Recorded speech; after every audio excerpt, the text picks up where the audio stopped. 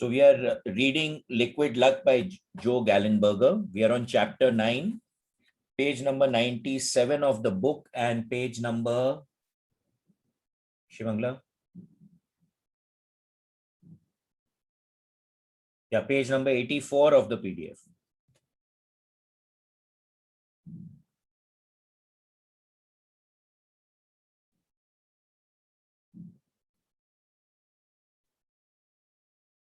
Shimangla, you're muted. Dragons guarding treasure. Within an hour or two of listening to Liquid Luck for the first time on a walk with my dog about a week ago, I received a phone call out of the blue telling me that I had over $2,000 in unclaimed property or tax refund from a state where our family had resided briefly about 15 years earlier. I confirmed it on the State Treasury's website and have filed my claim for the refund. I have never received such a call before or anything like it. In my view, this was no coincidence. Since then, I have enjoyed my sips of liquid luck each and every morning, and so far, my luck is holding. Thanks, Joe. So again, what is the basic idea here? The moment we get into that receptive state, we start resonating at that state of consciousness, things start to manifest for us.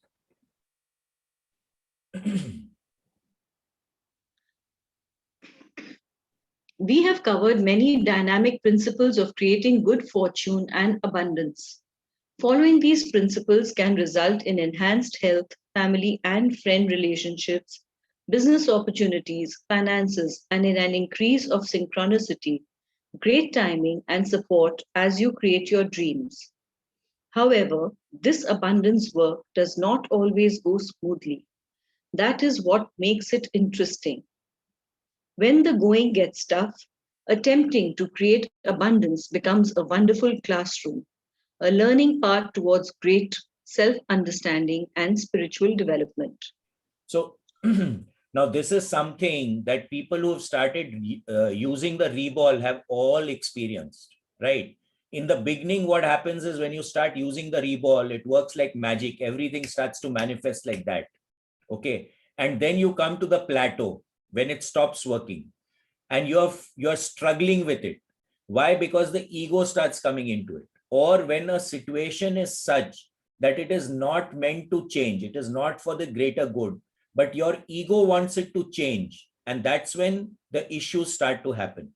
So over here also the same thing he's talking about is that you're having that love, the liquid luck portion, and everything starts to work for you.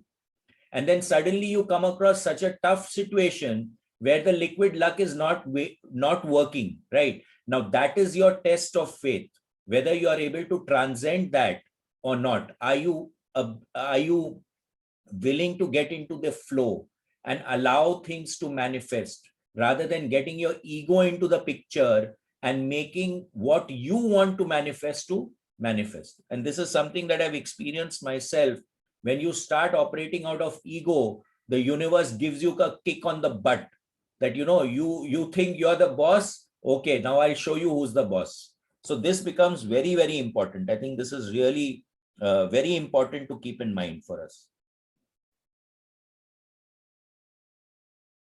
I actually remember when I was in a very high state of consciousness. And if you see my aura of pictures at that time, I'm talking in the 90s, you can actually see the 7 rings over there. I've never seen a picture like that. That was a state of consciousness in which if I said something, it used to manifest. I've mentioned this before. And then I got the ego kicked in, right? I started thinking I am all powerful. Whatever I do will start to manifest. And I don't remember which year it was exactly, but I got malaria 5 times. So the universe kicked me on my butt. You think you're good? Boom. Again, came back to the same thing. Again, boom. I learned my lesson after that. Now I realize that, you can do stuff, right? You can set an intent. But again, there are always forces which are there helping you. And you have to have gratitude towards them. Otherwise, you will get kicked in the butt. It's a given.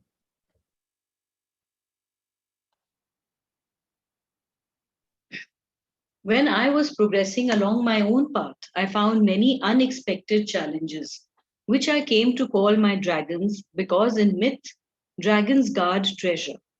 And I see being able to do PK, applying energy healing and manifesting what I desire as great treasures. Indeed, fighting many dragons was hard and confusing work. It was similar to fighting brush fires, which where I would no sooner put one out and another would smoke, then flame. Some of the dragons that popped up regularly were self judging and self depreciating thoughts. At other times, the dragon would take the form of a person or organization that seemed out to get me in terms of frustrating my progress towards my goal.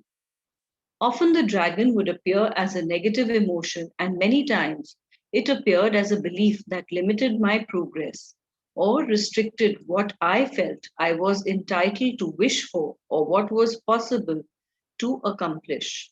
So when you look at all these dragons, right, if you see them, all of them are putting you on the left side of the grid.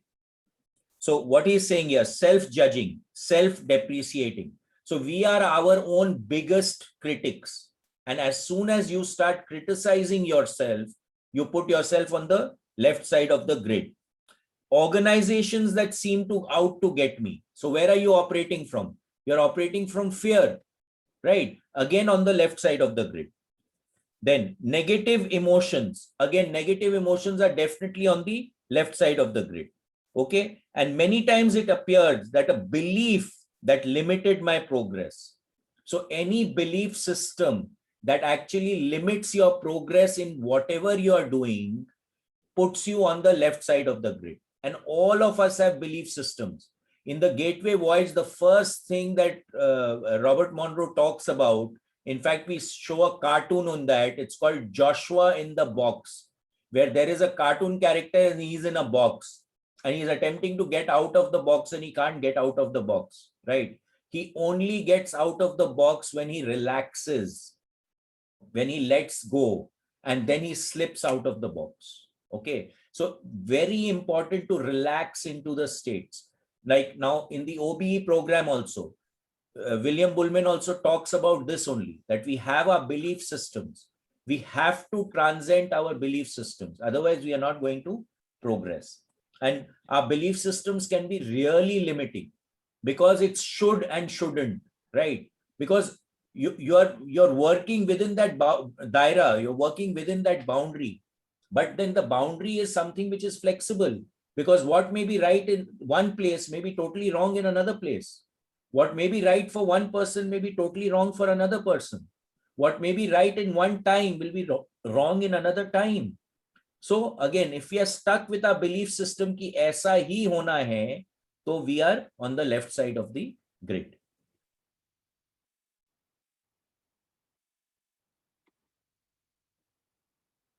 The first major step for me was to understand that I was actually fighting only one multi headed dragon called fear. No matter what form that dragon's head would take, I found it could always be traced back to fear. This made complete sense because it appears true that the main driving power behind positive manifestation, progress, is love, and also true that fear clouds love's ability to be felt, to be expressed, and to shine. Fear wrenches one out of the present moment and into dwelling on the past or worrying about the future. And we know that the power place for manifestation is in the now present moment. Fear also threatens grounding and balance by moving us out of strong connection with our bodies, hearts, and spirits and into our heads as we try to calculate how to hide from or protect ourselves from what is feared. So now it's like deja vu for me. This is exactly what I was doing, a biofield tuning session for a person, and I was exactly telling him the same thing. Okay. Now there are only two primordial and basic emotions. One is fear and the other is love. Whenever we are in fear, we are always in the past or the future, because in the present moment, whatever you're doing, if you're just doing it, there is no question of fear. Why? Because you are just doing it. Okay. The fear will only come if you are operating in the past or you have an anxiety about the future. Now, generally speaking, when we are operating about the past, there is guilt associated with it. And when we are thinking about the future, there is anxiety associated with it. But at the end of the day, it all boils down to fear, and the other emotion is love. Any of the uplifting emotions you take, it can all be boiled down to fear and love. Okay. And the moment we get into fear, manifestation will stop. Why? Because you're on the left side of the grid. And no manifestation takes place when you're on the left side of the grid. So we need to push ourselves. We need to be aware that we are operating out of fear. We are operating out of the left side of the grid and shift ourselves into the right side of the grid. That is where everything happens, and that is love. When we look at the David Hawkins levels of consciousness, we talk about love and above, which is when a person is vibrating at 500, okay, and above. That is when the magic really starts to happen.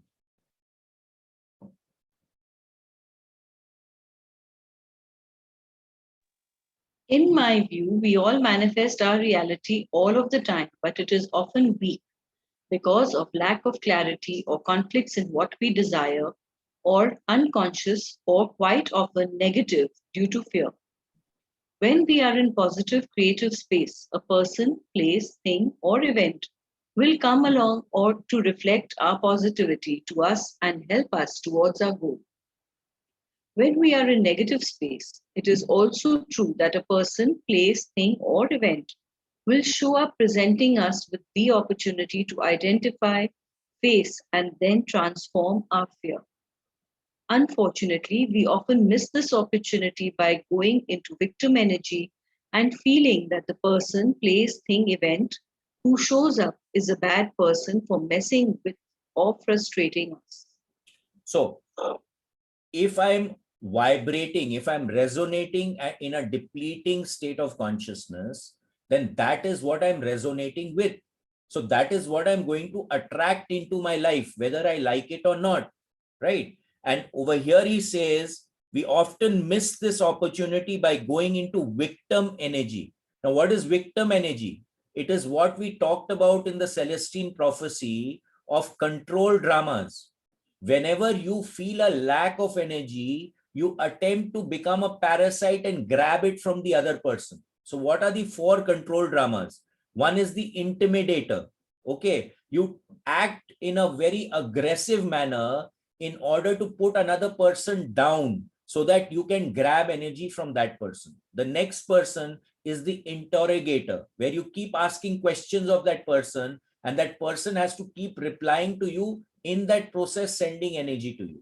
The third characteristic is the aloof attitude, where when you get aloof, you turn away from everyone, so everyone starts paying attention to you, that are isko kya ho gaya, let me check out, let us help him if we can do something, right? So you grab energy by creating the other person to pay attention to you. And the third is the poor me attitude, where you say that I am deen, I am dukhi, I don't have anything, I can't do it, I won't do it, I don't have the strength to do it. So you become in the poor me attitude. Again, when a person is in the poor me attitude, you want people to pay attention to you, to help you, to give you energy, to allow you to do stuff. So whenever we are operating out of fear, we are attracting the negativity or the depleting energies to ourselves, which results in us going into the control dramas. Because when you feel weak, you want to grab energy from wherever you can.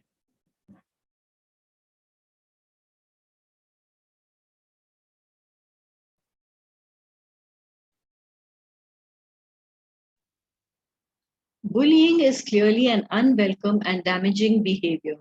But when we look at this situation, we often treat the person being bullied only as an innocent victim and ignore that the person being bullied may have fear and a poor self concept to begin with, which tends to invite bullying. I bring up the issue of bullying because it points to how we hold the victim energy as almost sacred. in the sense that while most of us know that most of the time there are two sides to every story, we are never supposed to question the guiltlessness of the victim position. Often the bullying might be based on something outside the person's control, such as race or sexual orientation. Of course, no one deserves to be bullied for any reason.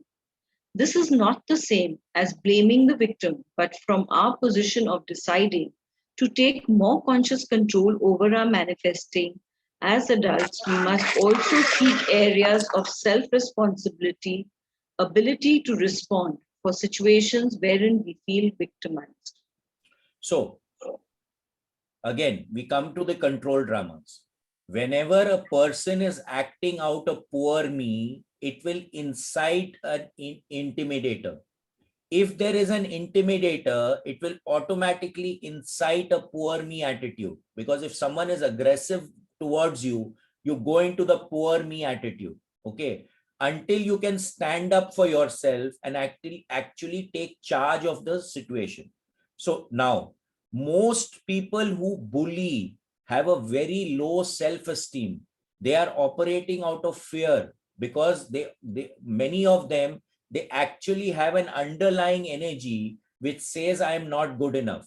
So they want to act it out in the real world to boost up their self-esteem. A person who is in equanimity, is in a centered state of consciousness, will never bully another person because he is whole in himself. A bully is always wanting to grab energy from the other person. Same with the poor me attitude. And the aloof attitude and the interrogator attitude, they also go in hand.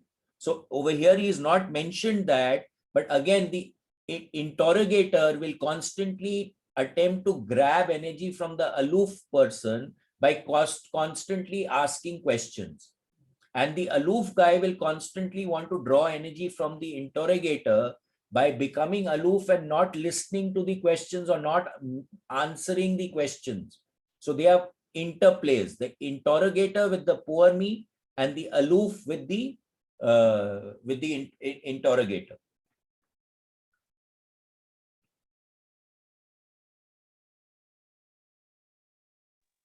From my decades of casino play, I can almost guarantee that I am in fear while playing. Some individual will come up that concretizes my fear. It may be a person who is betting big and betting against me, or a cigar smoker blowing smoke in my face and disrupting my concentration and attempts to be in a good mood. Or the crew at the tables will be sullen and make mistakes in my payouts, etc. I might also have trouble finding a parking space or a table at which to play. Someone or something blocks me and invites me to find and face my fear. This is also true in business or relationships. When there is fear, it will manifest as blocks, setbacks, or frustrations. So this is so true. When we are doing biofield tuning, we constantly come to these blocks, right? And the moment we address the block, we bring it to the attention of the person getting the tuning done. What we find is the block clears. The moment the person understands, the moment the person transcends that block, the block disappears in the field. So whenever we are operating out of fear, you'll find that you are in resistance. And whenever you are in resistance, things start to go wrong, right? So whenever you are finding blocks happening or whatever you want to do, something or automatically derails it. Like he's given many examples. Someone is blowing a cigarette smoke, or the dealer is acting in a wrong way, or you can't find a parking space. That means you're not in the flow. So something is blocking the progress, right? So paying attention at these times and centering yourself again becomes very important. If you see in all these cases, the guy has shifted from the right side of the grid to the left side of the grid. And that's what causes that depletion. Okay. Yes, Poonam ji, you want to say something? Please unmute. हाँ, निकित बाबू, कभी खुद को feel होता है कि हाँ कभी किसी सिचुएशंस में कि रेजिस्टेंस है खुद में, तो how to keep that time. So now, if there is a resistance in you, the first thing would be that when there is resistance in you, that means you're on the left side of the grid. Very clearly. Just think of a situation in which you felt a resistance, right? Now imagine the grid in front of you and think as to which side of the grid were you in. Obviously left. So you were on the left side. So what is the first thing that we need to do when we are on the left side of the grid? We need to pick up a strategy which will bring us from the left side to the right side of the grid. Right? So we can change the perspective in which we are looking at that situation. We can find something to appreciate in that situation. We can put a tool like the resonant tuning, or we put a reball, or we go into F10, we go into F12, we start doing heart focus breathing. So we've got a huge toolbox, right? Apply one of the tools to shift yourself consciously from the left side to the right side of the grid. And then look at that situation again. I'm sure that it will change. See. You understand what I'm saying, right? Thank you.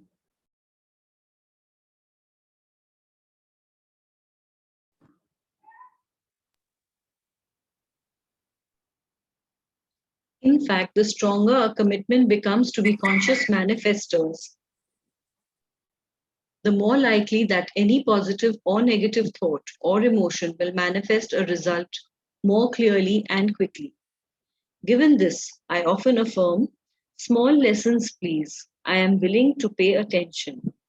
And also that I am willing to learn through pleasure, delight, and success. It is tempting to pay more attention to things that cause us pain than pleasure. If we let this natural tendency rule, then we tempt our guidance system to send us painful experiences when it needs to get our attention.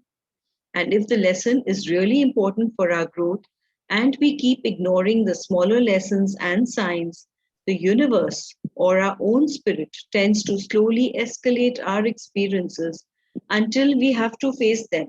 And by then, it may become very unpleasant. Our guidance system operates much more pleasantly if we really pay close attention to any of the good things we may have helped create. Give gratitude for them and assess why they happened. So, as you become more powerful, right? As you become more focused, it's like if there's a bulb, right? The bulb, the energy emitted by a bulb just lights up one room. But if that same energy is focused and it is becoming a laser beam, it can literally like butter go through such a thick or a 2 feet thick iron slab, right? It will just steel slab, it will just slaughter it and cut it through. So the more focused we become, the more aware we need to become of what we are thinking. So again, we come back to the process that what we are actually very powerful beings. We are manifesting our reality. We are manifesting everything that is happening to us. So as we become more and more powerful and our thinking process starts becoming a laser beam where, whatever we say becomes tathastu, like we talked about the gurus and the maharishis, where if they said something, it used to manifest. Why? Because their thought was very precise and very focused. Now, in that state of consciousness, if you say something negative, okay, or something depleting, that is also going to manifest. That is why in the olden days, people, when they were cursed by any, elevated soul, they used to become very fearful. The reason is because if they could manifest uplifting stuff, they can also manifest the depleting stuff. So we've all heard of these curses which are there, right? So we need to understand that. Another thing, we are here, this in the Monroe terms is called the Earth Life School. So we are here in a classroom. We are here to learn lessons, and the universe is infinitely compassionate. It wants us to learn the lessons that we have come here to learn.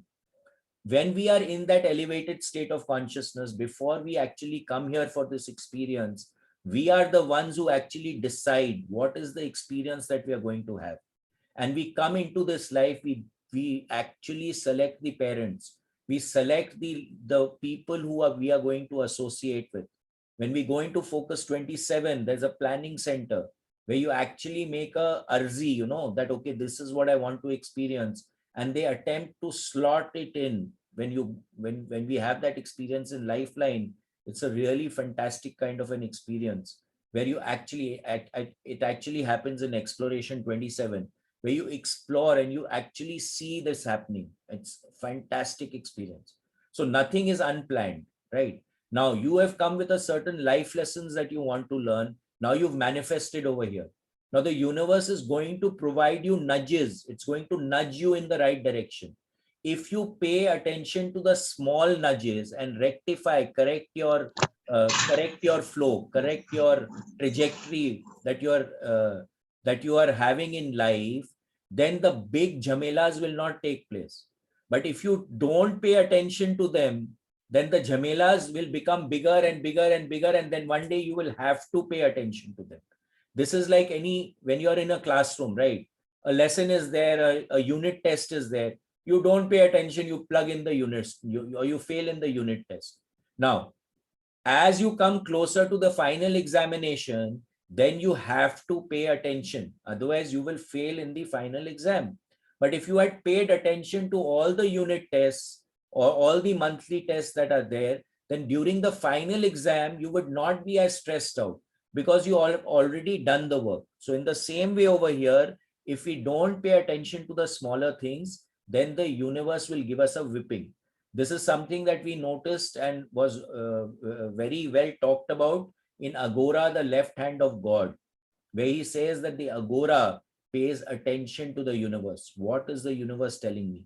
What is the lesson I need to learn from this? And the trick over here is to be in gratitude, in appreciation.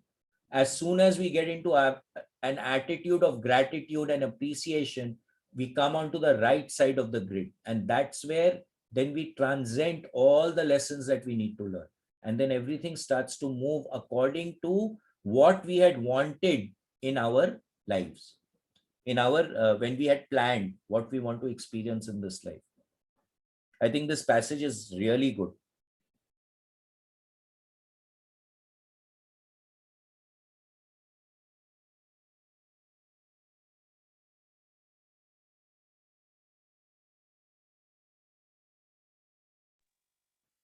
As one begins the journey of becoming a conscious creator of one's reality, it is likely that there will be some signs that this stuff really works, small successes at least. Then there will be often be fears surfacing and manifesting in the form of people or events. I think that this is because we have tendencies or fears to not want to become too different than our families or friends. And we might have concerns about power and its abuse. And finally, we just tend to fear change itself because it contains the unknown. When we move into a much different relationship and responsibility concerning our reality, things do change. So we, as you know, when we were hunter gatherers, there was fear in everything. The flight and flight response was very, very active. And that DNA is still continuing with us. So if we are thinking of something that will be upsetting to us, the bodily changes which takes place in our system is as if that thing is actually happening. Right? Now, when we start becoming successful in manifesting, the universe starts saying that, okay, now you are up to it. Now you can face a bigger challenge. Okay. So those things start to come into our lives.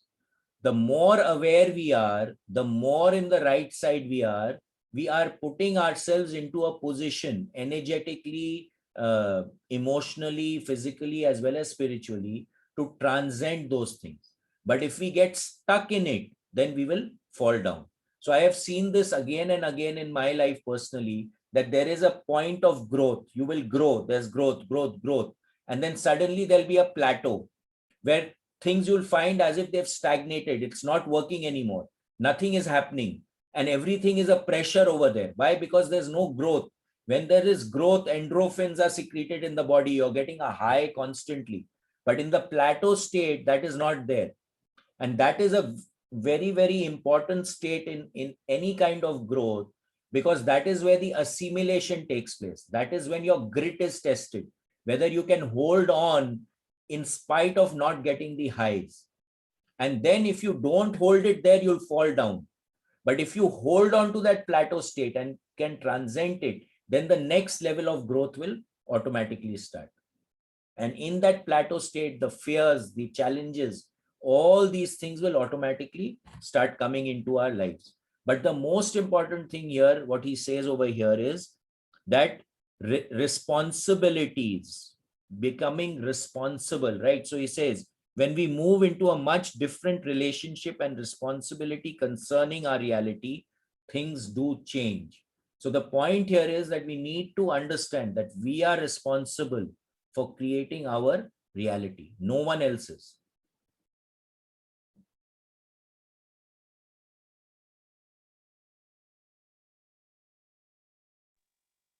So let's be clear. In my opinion, we live in a highly dynamic, interactive, and conscious universe. The world does not conspire against you, me, or anyone. Rather, it conspires with you to create a reality reflective of your thinking and feeling. This can be very challenging in that there are entire cultures and definitely family trees that appear to have come here to play out this drama, starting from a very negative and victim perspective. It can be extremely difficult to swim again this sea of limits and negativity. Also, if one has had decades of painful and suppressive experiences, it is challenging to change the pattern. So again, over here, what he's clearly saying is that the universe is always compassionate, right? It wants to create what you want to create.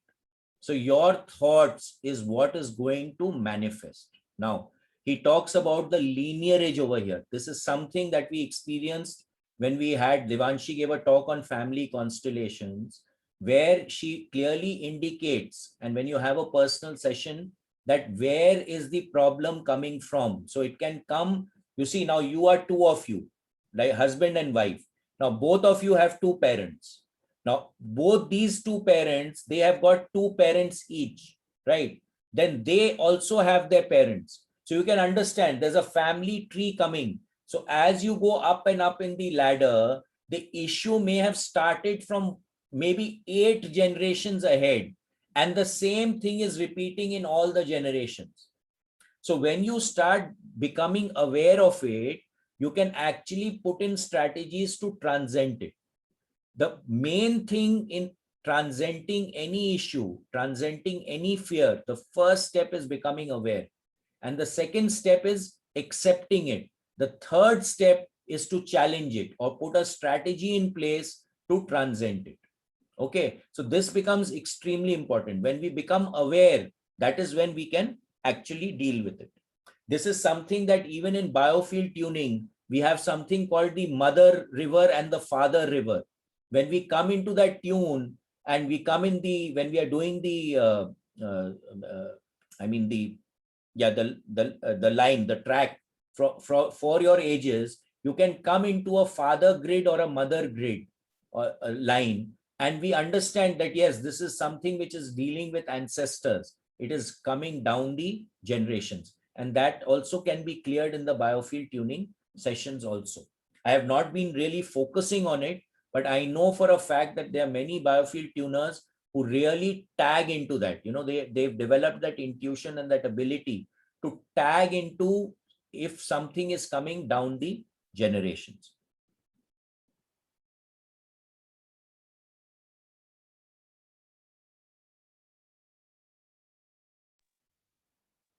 I have seen this close at hand in my own 30-year depression, my brother's suicide, and my 3 decades of work with psychotherapy clients. The response to all this pain should definitely be deep compassion. But sometimes the most compassionate thing to do is yell, "Wake up!" It doesn't have to be this hard. There are resources that can help you, and if you want, I can help you find them. As adults, we do have a choice. Viktor Frankl and many others even found a way in the midst of concentration camps to rise from the worst of situations to dignity and meaning. People have risen out of ghettos, war scenes, abusive and neglectful families, and have even broken the golden handcuffs of great but stifling wealth and privilege to become truer to themselves and their amazing capacities as human beings. So this is something that it keeps coming in the Gita talks, where when you are asleep, you're dreaming, right? Now in the dream, someone is coming to help you. So someone, and you're really suffering, you're in pain and you're really suffering. So someone comes and cleans up your environment, or just helps you to be more comfortable. Someone comes and gives you medication. Someone will come and say, okay, you're sick, I will look after your children, take them to school, etc. And there is another person, the fifth person, who comes and gives you a tight slap and tells you, wake up. Now who is the one who actually solved the problem? It's the one who woke you up, right? So when we become aware of what is happening and we put steps in place to deal with it, we can transcend any problems that we are facing. If we change our perspective towards that, we can change any situation. Because what is a situation? It's every situation is how it occurs to you. What is your perception about that situation? That is the most important thing over here. Now he talks about Viktor Franklin. We had a lady coming in from, I think it was from Netherlands. She talked about Viktor Franklin. This Viktor Franklin's system of logotherapy is even mentioned in in Ikigai. We actually called that lady to give a talk on logotherapy, but she ended up giving a talk on Viktor Franklin, of how in the concentration camp what he did and how did he survive in the concentration camp. So again, it's only a matter of perception. Even in the concentration camp, Viktor Franklin found joyful things to do. Okay, and that's how he actually survived the concentration camps. So if we can change our perspective, we can change how any situation is occurring to us, which can result in happiness and joy in any kind of situation that we might be. When I was developing the meditation liquid love, I was well aware of the many headed dragon of fear. Because of the purpose and length of the meditation experience, I decided that it was best not to stimulate and confront this dragon directly. Rather, in my manifestation work, I had found that one could sing this dragon to sleep and gently bypass it in order to get some excellent manifestation work done. And the most effective song for calming dragons to sleep is the song of love. So, in liquid luck, there is the focus on all the positive energies that we have mentioned and no direct mention of fear. This is because the meditation is designed to give a person a really good taste of the process of creating the miracle of manifestation, and that this process can work quickly for them. So very clearly he says the most effective song of calming the dragons to sleep is the song of love. So now what does this imply? Very clearly it implies that we need to operate from the right side of the grid. The moment we are operating from the right side of the grid, the dragon goes to sleep. Fear does not come into the picture. Anxiety doesn't come into the picture. Depression, sadness doesn't come into the picture. Anger doesn't come into the picture. Frustration doesn't come into the picture the moment we are on the right side of the grid.